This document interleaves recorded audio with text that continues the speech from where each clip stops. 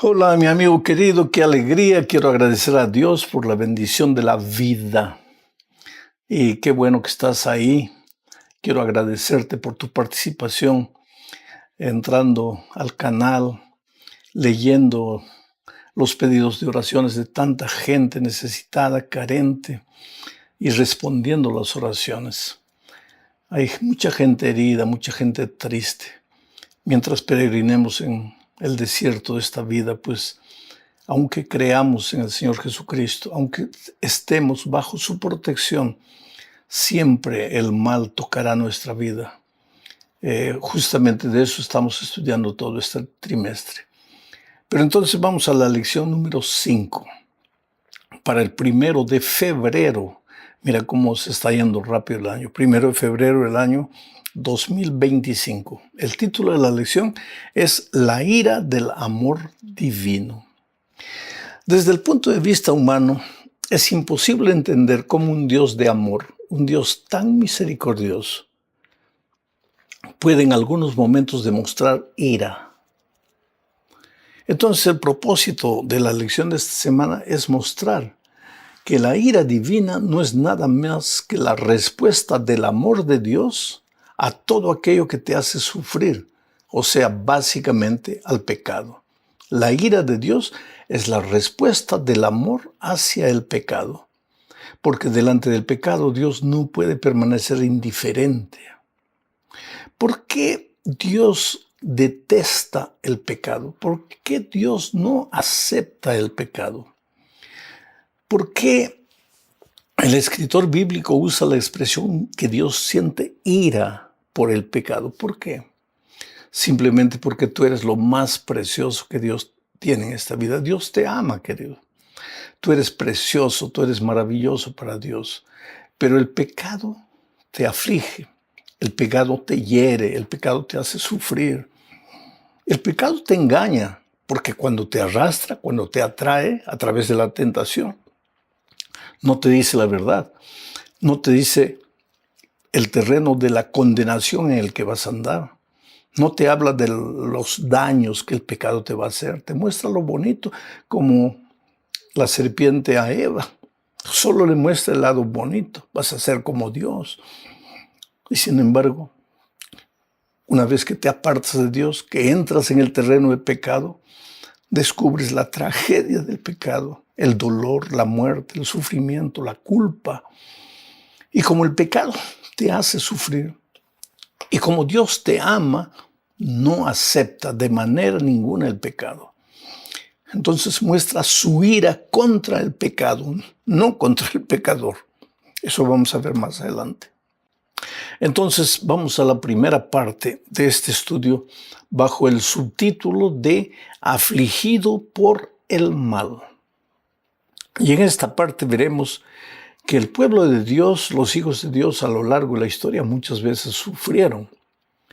Pero aunque el dolor los alcanzó como consecuencia de sus errores, Dios nunca los abandonó. Dios siempre los siguió amando. Porque vuelvo a repetir una cosa. Aquí está Dios. Aquí está el territorio de Dios. El territorio del amor, de la misericordia, de la paz, del bienestar, de la felicidad.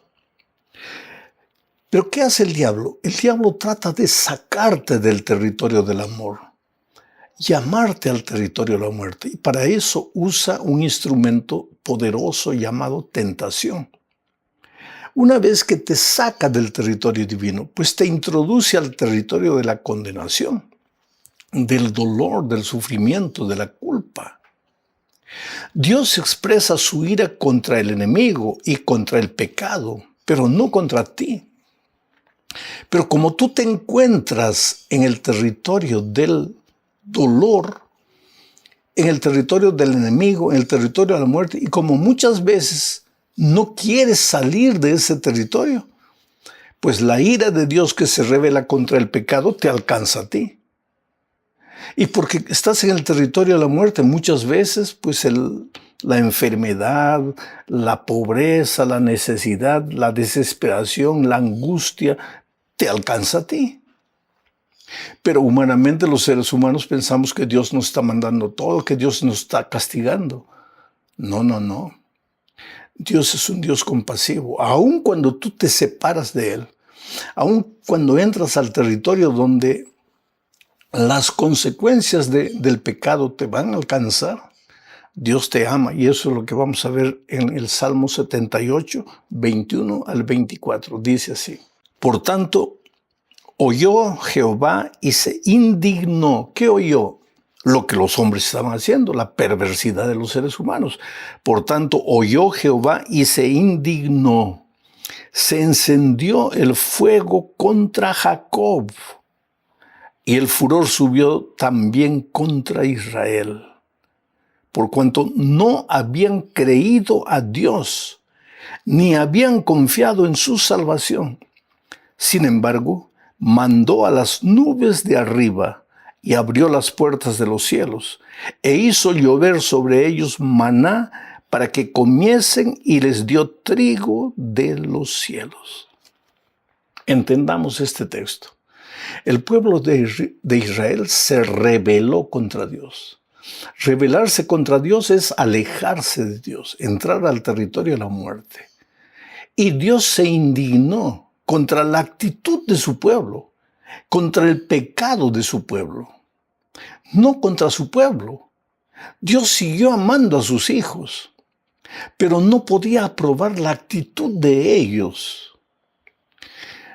Entonces, aunque ellos sufrían las consecuencias de haber entrado al territorio del pecado, Dios abrió las nubes de los cielos e hizo caer maná.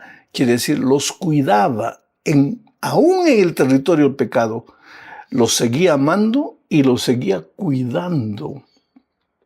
Evidentemente no podía librarlos de las consecuencias de la decisión equivocada que ellos habían tomado. Vamos a otro texto más. Salmo 78, 38 dice: Dios les tenía compasión, perdonaba su maldad y no los destruía. Muchas veces apartó su ira y no despertó todo su enojo. Qué maravilloso amor de Dios, ¿no? Si Dios no tuviese la paciencia, la misericordia, la longanimidad que tiene con nosotros, en el momento que nos separásemos de Él ya estaríamos muertos. Pero Dios nos espera, Dios nos ama. ¿Y por qué nos espera? Porque sabe que así como el hijo pródigo un día volvió al Padre, nosotros también volveremos. Quién sabe, en este momento tú eres uno de esos hijos que se encuentran lejos de Dios. No estoy diciendo lejos de la iglesia, tal vez estás yendo todos los sábados a la iglesia, pero te encuentras lejos de Dios. Dios te ama, pero no está feliz con tus actitudes, con tus procedimientos. Dios se indigna con lo que haces, pero no deja de amarte. Sigue cuidándote. Pero el amor de Dios no tiene mucho valor para ti, porque estando en el territorio de la muerte, pues las consecuencias del pecado te alcanzarán. Vamos a la segunda parte de este estudio. Dios es lento en airarse. Quiere decir, la paciencia de Dios no tiene límites. Y aquí vamos a ver un poco la historia de Jonás. Leo el texto de Jonás 4, versículos 1 al 4. Dice: pero Jonás se apesadumbró en extremo y se enojó, y oró a Jehová y dijo: ahora, oh Jehová, ¿no es esto lo que yo decía estando aún en mi tierra? Por eso me apresuré a huir a Tarsis, porque sabía yo que tú eres Dios clemente y piadoso, tardo en enojarte y grande en misericordia, y que te arrepientes del mal. Ahora pues, oh Jehová, te ruego que me quites la vida, porque mejor me es la muerte que la vida. Entendamos este texto. Dios le había pedido a Jonás que fuese a Nínive a anunciar la destrucción de Nínive por causa de su pecado. La ira de Dios se había levantado contra Nínive, contra el pecado de los ninivitas. Y como los ninivitas no querían abandonar su pecado, Dios destruiría el pecado y en consecuencia a los que no querían soltar el pecado, que eran los ninivitas. Sin embargo, Jonás se escapó. Y mucha gente piensa que Jonás se escapó porque tenía miedo de los ninivitas. No es verdad. Y él justifica en el texto que acabo de leer eso. Porque cuando Dios perdonó, porque tú sabes que la historia de Jonás es interesante porque él huyó y en el mar la ballena lo tragó, en fin, finalmente fue a Nínive y predicó el evangelio. Y todo el pueblo se arrepintió porque no entendía que su mal procedimiento lo estaba llevando a la destrucción. Todo el pueblo se arrepintió, desde el rey hasta el último siervo. Y Dios perdonó a Nínive. Entonces Jonás, en lugar de alegrarse, se entristeció. Y le dijo, Señor, ¿no es esto lo que yo te dije? ¿Por qué me escapé de cumplir la misión? Porque yo sabía que tú eres un Dios bueno, clemente, tardo en airarte, que tú te arrepientes de hacer el mal, que tú solo quieres el bien de tus hijos. Porque si yo tuviera seguridad de que tú los ibas a destruir, yo habría ido la primera vez. Pero yo sabía que tú los ibas a perdonar. Quiere decir, Jonás entendía el amor de Dios. Oh, querido, no quiero decir que el pecador merece de alguna manera el amor de Dios, porque nadie, ni el bueno ni el pecador, merece el amor de Dios. Pero ¿qué pasa? Dios, aunque reprueba la actitud del pecador, no lo deja de amar, lo espera, lo espera, lo espera, y lo espera con una paciencia infinita. Eso es lo que nos enseña esta segunda parte del estudio. Vamos ahora a la tercera parte, indignación justa. Y aquí veremos que lo que más despierta la ira de Dios es el pecado disfrazado de religión.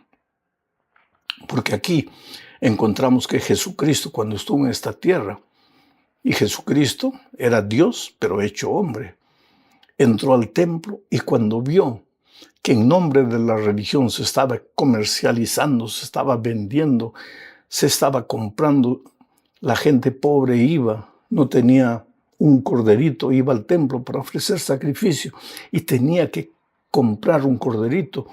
Y los comerciantes vendían ese corderito a veces 2, 3 veces más el precio. Pues eso indignó al Señor Jesucristo. Leo Mateo 21, 12 y 13.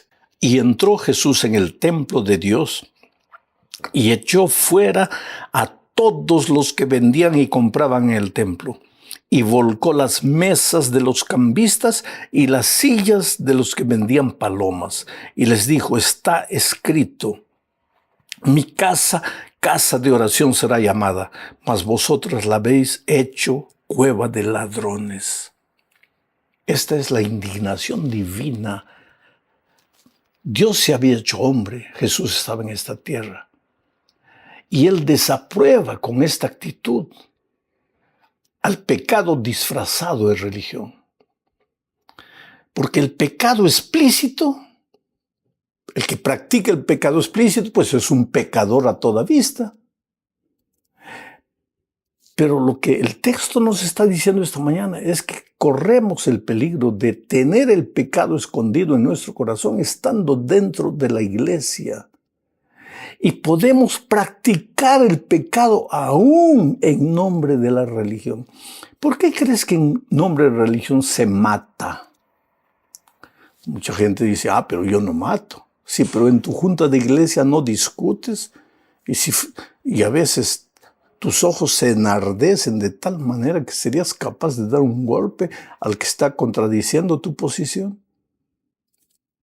Y somos miembros de la junta. Somos los practicantes de la religión. Y algunos dicen, no, pero mi indignación es una ira santa. ¿Ira santa? Oh, querido, cuidado, cuidado. La ira santa no es una emoción descontrolada y enfermiza. La ira santa es la desaprobación de Dios al pecado. Pero esa emoción descontrolada que tú sientes en tu corazón, no te atrevas a llamarle a eso ira santa, por favor.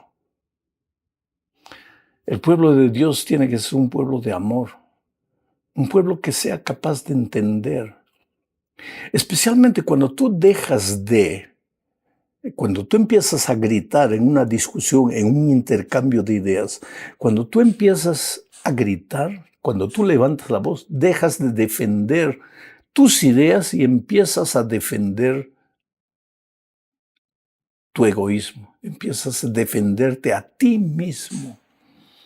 Yo no quiero decir que en la familia de Dios no haya muchas veces puntos de vista contrarios. Por ejemplo, vamos a construir el templo. El hermano Pedro quiere que la ventana vaya a la izquierda, pero el hermano Juan quiere que la ventana vaya a la derecha. La hermana Rosa quiere que la ventana tenga cortinas. La hermana Juana quiere que la ventana tenga persianas. Claro que hay puntos de vista divergentes. Y muchas veces vamos a dialogar para ponernos de acuerdo. Pero de ponernos de acuerdo a empezar a gritarnos, a ofendernos, o a creer que todo aquel que tiene un punto de vista diferente de mí es mi enemigo, ahí hay mucha diferencia, querido. Entonces, el Señor Jesucristo mostró su indignación en el templo justamente porque estaban usando la religión para esconder el pecado. Vamos a la cuarta parte de este estudio. Dios no aflige voluntariamente. Quiere decir, la ira de Dios es contra el pecado y no contra los pecadores.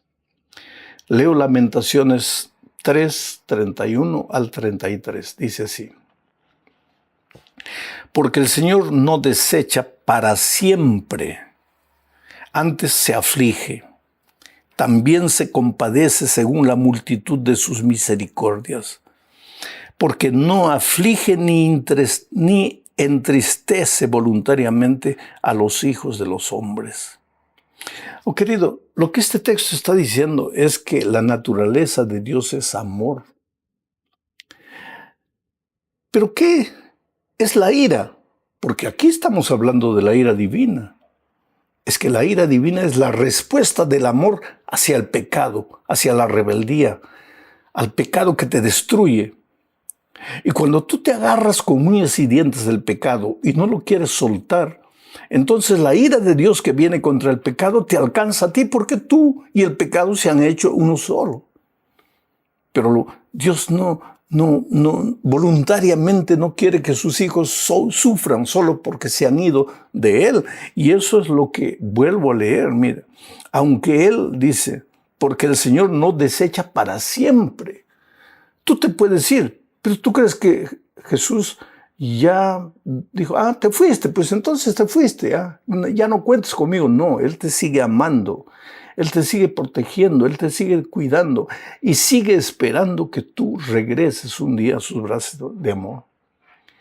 Llegamos finalmente a la parte 5 de este estudio para hablar de cómo nosotros debemos mostrar simpatía, amor, misericordia. Así como Dios muestra su amor para con nosotros, así como Dios es longánimo, paciente con nosotros, nosotros también deberíamos ser longánimos y pacientes con nuestros semejantes. Entonces leo Deuteronomio 32, 25. Dice, mía es la venganza y la retribución. A su tiempo su pie resbalará. ¿El pie de quién? Del enemigo, del que te hace sufrir. A su tiempo su pie resbalará. Porque el día de su aflicción está cercano. Y lo que les está preparado se apresura. Aquí Dios nos está hablando del espíritu de venganza que a veces se apodera de nosotros. Porque así como cuando el ser humano se aparta de Dios, la ira de Dios se revela, la desaprobación de Dios se revela contra la actitud rebelde del ser humano, así también en esta tierra muchas veces van a aparecer enemigos gratuitos a quienes tú amaste, a quienes tú extendiste la mano, o simplemente a quienes no hiciste nunca nada de malo, pero que se vuelven tus enemigos. Y te comienzan a golpear, te comienzan a juzgar, te comienzan a criticar, comienzan a decir tonterías. ¿Qué puedes hacer tú? Pero así como Dios te espera que un día regreses, Él espera que tú también aprendas a esperar a tus enemigos. Que no tomes la venganza en tus manos. Por eso Dios dice, la venganza es mía. Alguien te ofendió, alguien te maltrató, alguien hizo algo que no debería haberte hecho. La venganza es mía. Déjalo conmigo.